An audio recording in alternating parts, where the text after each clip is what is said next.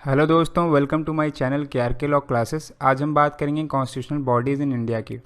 बहुत सारी constitutional bodies हैं इंडिया में जो कि कॉन्स्टिट्यूशन के अंडर जो है उनको बनाया जाता है और उनका मेन पर्पस होता है गवर्नमेंट को हेल्प करना उनके वर्क में।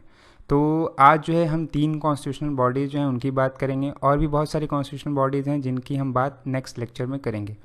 आज जिनकी हम बात करेंगे वो हैं attorney general of India, advocate general और controller and auditor general of India. तो चलिए बात करते हैं इनके बारे में एक एक करके और जानते हैं ये हैं क्या, कैसे इस्टेब्लिश होती हैं और क्या क्या इनका काम होता है। सबसे पहले बात करते हैं कॉन्स्टिट्यूशनल बॉडीज़ ऑफ इंडिया की। तो कॉन्स्टिट्यूशनल बॉडीज़ वो बॉडीज़ होती हैं जिनके इस्टेब्लिशमेंट की बात कॉन्स्टिट्यूशन खुद करता है। मतलब उनके सारे प्रोविज़न, उनके सारे राइट्स, उनकी सैलरी क्या होगी, उनके पावर क्या होंगे, वो क्या क्या फंक्शन करेंगे, उनकी क्या क्या ड्यूटीज़ होंगी, वो सारी चीज़ें कॉन्स्टिट्यूशन में ही मेंशन की होगी। उसके बाद जो है कोई भी पार्लियामेंट का कोई भी लॉ उनकी सैलरीज़ को, उनके पावर को रिड्यूस नहीं कर सकता। उनके अपॉइंटमेंट के बाद किसी भी तरीके का अपॉइंटमेंट, किसी भी तरीके का चेंज करने के लिए जो है कॉन्स्टिट्यूशन अमेंडमेंट की ज़रूरत होगी, ना कि किसी साधारण बिल से उनकी पावर या उनके राइट्स में चेंज किए जा सकते हैं। उनके रिमूवल के लिए जो है मिसबिहेवियर प्रूफ करना होगा या वो खुद से रिज़ाइन दे सकते हैं। इसके अलावा कुछ कॉन्स्टिट्यूशनल बॉडीज़ ऐसी भी होती हैं जो प्लेजर ऑफ प्रेसिडेंट अपॉइंट होती हैं। मतलब कि प्रेसिडेंट जब चाहे उनको रिमूव कर सकता है उनकी पोस्ट से। उसके बाद इनको जो चार्ज किया जाता है, मतलब कि इनकी जो भी ऑफिसेस होंगे और इनके जो भी खर्चे होंगे वो सारी चीज़ें जो हैं कंसोलिडेटेड फंड से चार्ज की जाती है। इनके सैलरी को रिड्यूस नहीं किया जा सकता। इनकी सैलरी सिर्फ और सिर्फ तब रिड्यूस होगी जब प्रेसिडेंट फाइनेंशियल इमरजेंसी डिक्लेयर कर दे। कुछ एग्जाम्पल हैं कॉन्स्टिट्यूशनल बॉडीज़ के, जैसे कि CAG, AGI, UPSC, finance commission, national commission for SC ST और भी बहुत सारी हैं जिनके बारे में हम अगली वीडियो में बात करेंगे। तो सबसे पहले बात करते हैं हम अटॉर्नी जनरल ऑफ इंडिया की। जो अटॉर्नी जनरल ऑफ इंडिया है उनका प्रोविज़न दिया है आर्टिकल 76 में, जो ये कहता है president appoints a person qualified to be a Supreme Court जज as the attorney general of India. मतलब कि सुप्रीम कोर्ट के जज बनने की जो भी पर्सन क्वालिफिकेशन रखता हो उसको प्रेसिडेंट अपॉइंट कर सकता है as a attorney general of India. अभी के टाइम पे जो के वेणुगोपाल हैं वो हमारे अटॉर्नी जनरल ऑफ इंडिया हैं। और अगर हम बात करें सुप्रीम कोर्ट के जज की क्वालिफ़िकेशन की, तो सबसे पहली क्वालिफ़िकेशन है कि वो सिटीज़न ऑफ इंडिया हो। दूसरी क्वालिफ़िकेशन है कि वो 10 साल तक किसी हाई कोर्ट में प्रैक्टिस किया हो उन्होंने, उसके या तो फिर उन्होंने 5 साल तक किसी हाई कोर्ट में वो जज रहे हों। इसके अलावा प्रेसिडेंट को वो लगते हों कॉम्पिटेंट उस पोस्ट के लिए, मतलब सुप्रीम कोर्ट के जज बनने के लिए वो प्रेसिडेंट को कॉम्पिटेंट लगते हों। ये जो है फर्स्ट लीगल ऑफिसर होते हैं ऑफ इंडिया के। इसके अलावा इनका जो फंक्शन होता है वो chief legal officer of the government होता है। मतलब कि गवर्नमेंट के बिहाफ पे, मतलब जितने भी केसेस होंगे उनमें जो प्लीड करेंगे वो हमारे अटॉर्नी जनरल ऑफ इंडिया करेंगे। ये जो है एडवाइस देते हैं गवर्नमेंट को लीगल मैटर पे और वो सारे फंक्शन और लीगल ड्यूटी करेंगे जो प्रेसिडेंट ऑफ इंडिया इनको असाइन करेगा। इसके अलावा ये सारे ड्यूटीज़ डिस्चार्ज करेंगे या वो फंक्शन करेंगे जो कि इनको कॉन्स्टिट्यूशन और प्रेसिडेंट ऑफ इंडिया से असाइन किए जाएंगे, कन्फर किए जाएंगे। बात करते हैं इनके राइट्स एंड ड्यूटीज़ की। तो जो सबसे पहला राइट है इनका है राइट ऑफ ऑडियंस। मतलब ये इंडिया के किसी भी कोर्ट में राइट ऑफ ऑडियंस रखते हैं। दूसरा है कि ये रिप्रेजेंट कर सकते हैं यूनियन और स्टेट को, और ये कोई प्राइवेट प्रैक्टिस भी कर सकते हैं, लेकिन उसमें अपोजिट पार्टी जो होगी वो स्टेट नहीं होनी चाहिए। क्रिमिनल अगर किसी प्रोसीडिंग में ये मतलब प्लीड करते हैं, किसी की तरफ से आते हैं, तो वहाँ पर भी prior permission of the government of India required है। इसके बाद ये member of house of parliament होते नहीं, मतलब लोकसभा के भी ना मेंबर होते हैं ये, ना राज्यसभा के मेंबर होते हैं, लेकिन इनको राइट ऑफ अटेंड और speak in the parliamentary debate और मीटिंग में होता है। इसके अलावा जो है इनके पास राइट टू वोट नहीं होता, और ये जितनी भी प्रिविलेज और इम्यूनिटी मेंबर ऑफ पार्लियामेंट को दी जाती है वो सारी प्रिविलेज और इम्यूनिटी इनको भी प्रोवाइडेड है, जैसा कि 105 ऑफ इंडियन कॉन्स्टिट्यूशन में जो दी जाती है। तो जैसा कि मैंने पीछे बात किया कि ये यूनियन और स्टेट को रिप्रेजेंट करते हैं, तो यूनियन और स्टेट के खिलाफ तो इतने सारे केसेस होते हैं दिन पर दिन, तो अकेले तो ये रिप्रेजेंट कर नहीं सकते। तो इसलिए इनको असिस्ट करने के लिए 2 सॉलिसिटर जनरल और 4 असिस्टेंट सॉलिसिटर जनरल भी प्रोवाइड किए जाते हैं। इनके बाद जो है अटॉर्नी जनरल ऑफ इंडिया है, उनको कोई सैलरी पेड नहीं की जाती, लेकिन रिटेनर मिलता है, मतलब एक तरह का अमाउंट होता है जो कि डिटरमाइन बाय दी प्रेसिडेंट होता है। और ये रिटेनर जो है वो इतना होना चाहिए जो एक जज ऑफ द सुप्रीम कोर्ट को दिया जाता है, मतलब उसके इक्वल होना चाहिए अमाउंट। इसके बाद जो ये है कि नॉर्मल प्रैक्टिस जो अभी इंडिया में एक्सरसाइज की जाती है, वो जैसे ही गवर्नमेंट चेंज होती है, अटॉर्नी जनरल या तो रिज़ाइन दे देता है या तो नई गवर्नमेंट जो है न्यू अटॉर्नी जनरल को चुनती है। क्योंकि जैसा कि ये गवर्नमेंट को रिप्रेजेंट करते हैं, तो हर गवर्नमेंट जो है अपने हिसाब से अटॉर्नी जनरल ऑफ इंडिया को चुनती है। उसके बाद अटॉर्नी जनरल जो है प्लेजर ऑफ द प्रेसिडेंट जो है ऑफिस होल्ड करते हैं। जैसा कि हमने पिछले बात किया था उनका रिमूवल में, कि जो कॉन्स्टिट्यूशनल बॉडी है उनका रिमूवल दो तरीके से होता है। एक तो या तो वो उनका इम्पीचमेंट हो मिसबिहेवियर प्रूव करके, और दूसरा जो है वो खुद से रिज़ाइन कर दें। लेकिन अटॉर्नी जनरल ऑफ इंडिया जो है वो प्लेजर ऑफ द प्रेसिडेंट जो है अपनी ऑफिस को होल्ड करते हैं, और जब भी प्रेसिडेंट चाहे उनको उन ऑफिस से निकाल सकते हैं। तो अब हम बात करते हैं एडवोकेट जनरल की।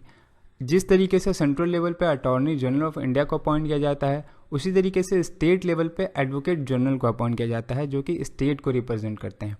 इनका जो प्रोविज़न दिया गया है वो article 165 of the Indian constitution में दिया गया है, और ये कहता है कि एडवोकेट जनरल उन्हीं पर्सन को अपॉइंट किया जाएगा जो कि क्वालिफाइड टू बी ए जज ऑफ द हाई कोर्ट जो है होंगे। इनका जैसे जिस तरीके से अटॉर्नी जनरल को प्रेसिडेंट अपॉइंट करता है, उसी तरीके से एडवोकेट जनरल को गवर्नर अपॉइंट करता है। तो हर एक स्टेट जो है एक के पास एक एडवोकेट जनरल होगा, जो कि corresponding to the attorney general of India, official of the corresponding to the attorney general. मतलब कि सिंपल सी बात है, एक सेंट्रल लेवल पे है, एक हमारे स्टेट लेवल पे है, जिस तरीके से काम जो है बटा रहे। उसके बाद जो है वो सेम फंक्शन करेंगे, मतलब अटॉर्नी जनरल सेंट्रल लेवल पे करेगा, एडवोकेट जनरल जो है स्टेट लेवल पे अपना ये काम करेंगे। और जैसा कि मैंने बताया कि ये जो हैं वो गवर्नर के द्वारा अपॉइंट होते हैं और होल्ड करते हैं अपनी office during the pleasure of the governor. मतलब कि जब गवर्नर को लगेगा कि नहीं ये सही काम नहीं कर रहे हैं, ये इनको उनकी ऑफिस से निकाल सकते हैं। एडवोकेट जनरल की ड्यूटीज़ की बात करें तो जो सबसे पहली ड्यूटी है वो है गवर्नमेंट को एडवाइस करना किसी भी लीगल मैटर्स पे। उसके अलावा गवर्नर अगर कोई भी इनको ड्यूटी असाइन करता है लीगल कैरेक्टर की, तो उसको भी परफॉर्म करना इनकी ड्यूटी है। उसके अलावा कॉन्स्टिट्यूशन में या कोई other law for the timing in force में अगर कोई फंक्शन इनको दिया जाता है, तो उनको भी डिस्चार्ज करना इनकी ड्यूटीज़ में आता है। इनकी टेन्योर की बात करें कि कब तक ये अपनी ऑफिस को होल्ड करेंगे, तो ये अपनी ऑफिस होल्ड करेंगे during the pleasure of the governor.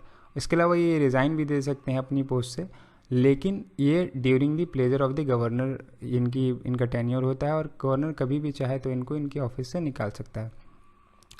उसके बाद जो है इनको जो रिम्यूनरेशन पे किया जाएगा वो गवर्नर डिटरमाइन करेगा, मतलब वो डिसाइड करेंगे कि कितना पैसा इनको इनकी वर्क के लिए मिलेगा।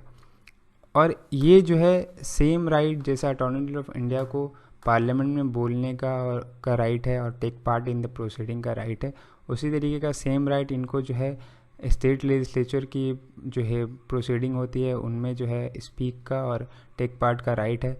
इसके अलावा जो भी प्रिविलेज और इम्यूनिटीज़ दी जाती है एमएलएज को, वो इनको भी दी जाएगी, लेकिन इनको राइट टू वोट नहीं होगा। अब बात करते हैं हमारे तीसरे और आखिरी कॉन्स्टिट्यूशनल बॉडीज़ की, जो है controller and auditor general of India.